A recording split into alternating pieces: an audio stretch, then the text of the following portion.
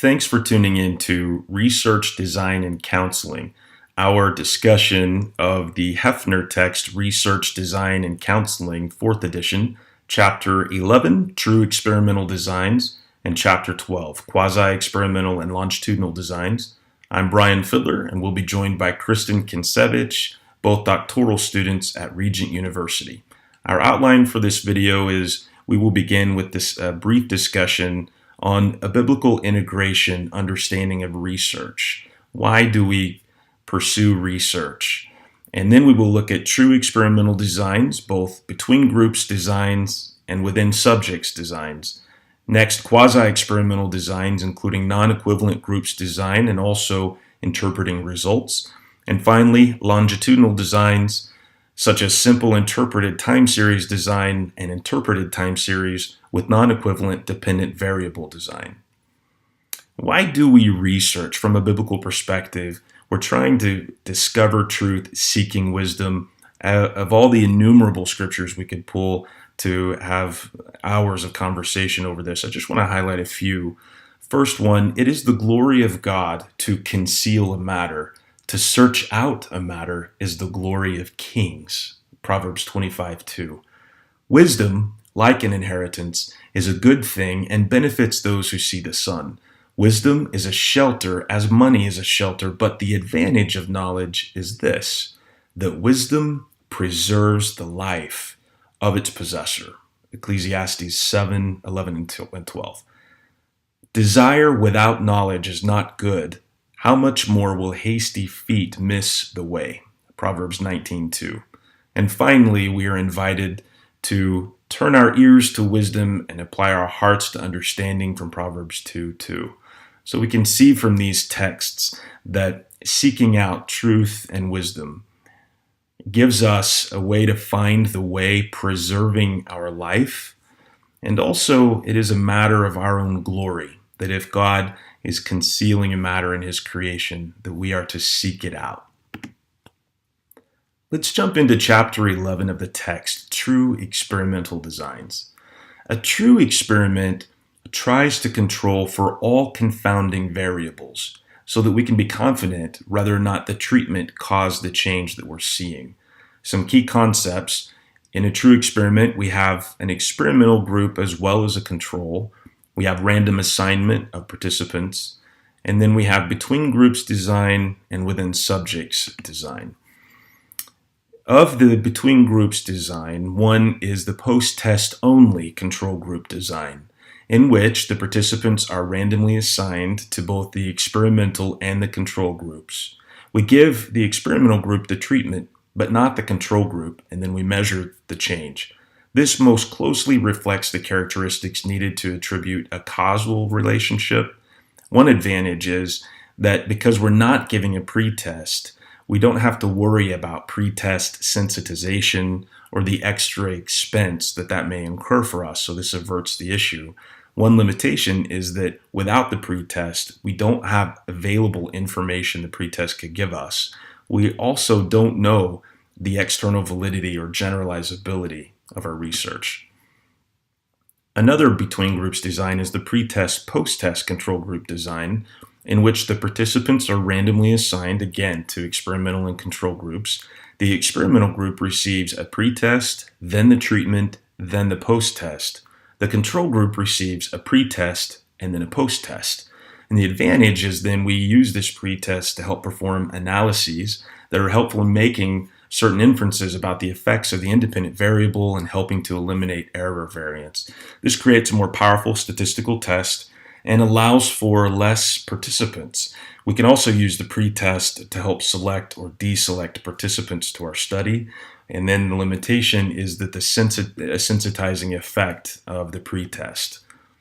A word about control groups. It's not ethical to withhold treatment from those who may need it when a given treatment is known to work. And so other options we have include a waitlist control group in which the participants in this group at the end of the treatment phase have access to the same treatment as did the experimental group. Another option is the placebo control group in which participants believe that they're receiving a treatment And then finally, matched control group, in which participants are paired with others in the treatment group. Between groups design also can involve a factorial design. This is when two or more independent variables simultaneously are studied for their impact on a dependent variable. So one example might be a study to measure the effectiveness of two different interventions designed to enhance cross-cultural awareness in students based on gender. This would be considered a 2, gender male, gender female, by 3, treatment 1, treatment 2, and control, post-test only design containing 6 cells. To see what that might look like, you can check out figure 11.3 in the text on page 253.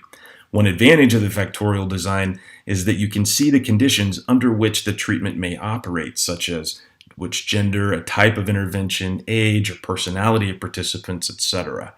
And then a limitation is that this increases the complexity of the research as well as the expense.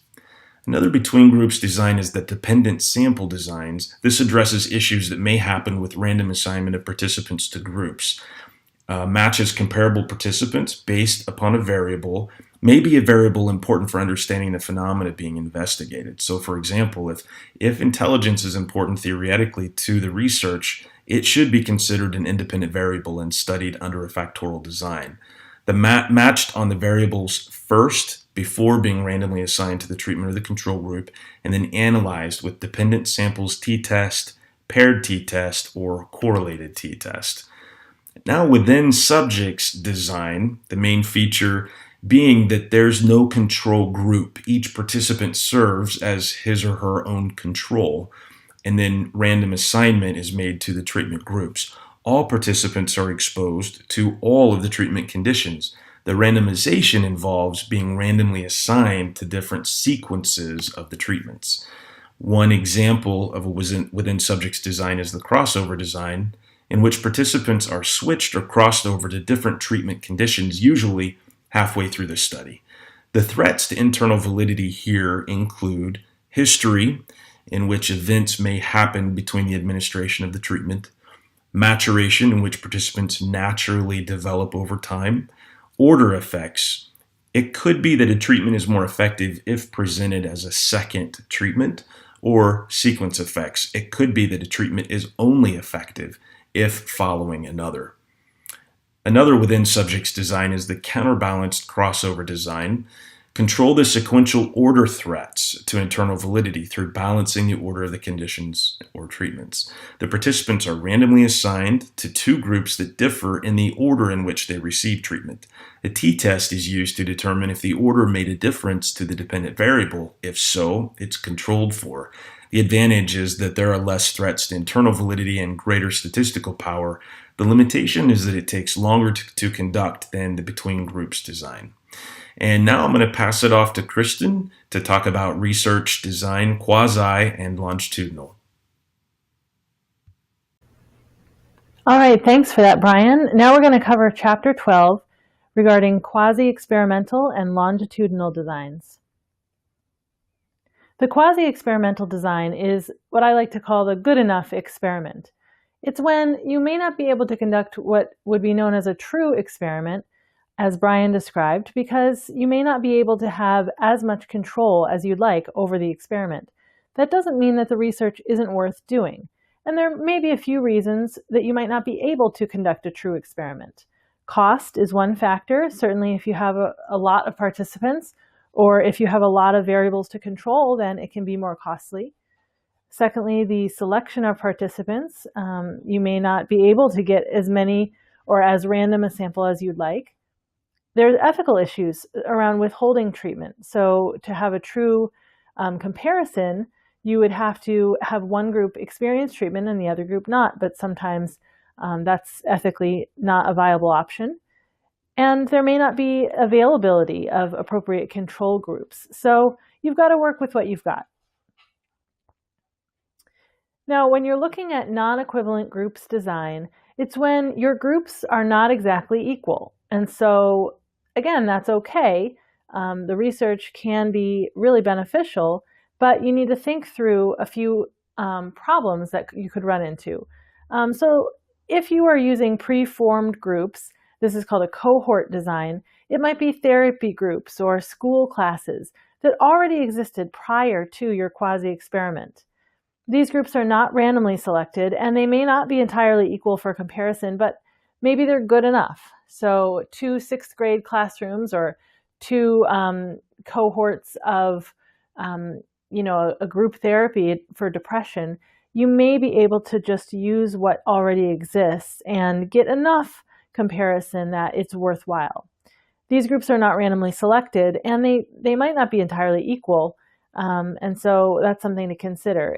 It's hard to interpret the results if you only have one group and one post-test. So if you just have one therapy group, let's say, and you just test them at the end, you can't really measure where they started or what the impact of treatment was, and you have no one to compare them to. So you really have to think more broadly than that. If you have multiple groups but still only a post-test, that still might be difficult in a quasi-experiment because the conditions are not controlled quite adequately.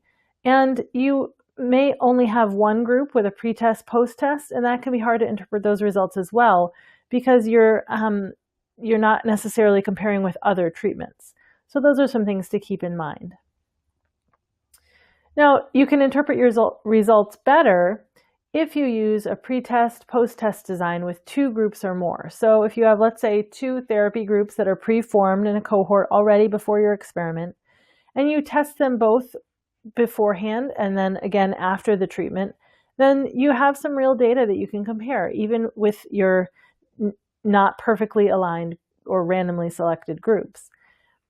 You can also use a proxy pretest measure. So if you don't want to condition your group with a pretest and help them to kind of see what you're up to, then you can do some kind of alternative pretests where you can kind of test the equivalencies of groups without giving away your research. You could also use 2 pretests with some time in between to account for maturation. And you can use a reverse treatment with a pre-test and post-test design. So you can manipulate the treatment to try to get opposite outcomes between the 2 groups. One group you expect to go in one certain direction, maybe improve on one area, and the other group might improve on a different area or decrease in a different area, so that you're trying to show that the treatment is what caused the change. Now, time series designs, or as we may say, longitudinal experiments, those are, when research is really in it for the long haul. And so the basic way to do this is a simple interrupted time series design, and it's basically making multiple observations over time, and then you have treatment, and then you make additional observations over time. This allows the researcher to detect maturational changes, and you can also observe seasonal trends. So I did include the example of every first week of December, doctoral students have a higher level of stress. Perhaps you could relate to that. Now, an interrupted time series with non-equivalent dependent variables, basically that's fancy for measuring 2 different things at once for a long time.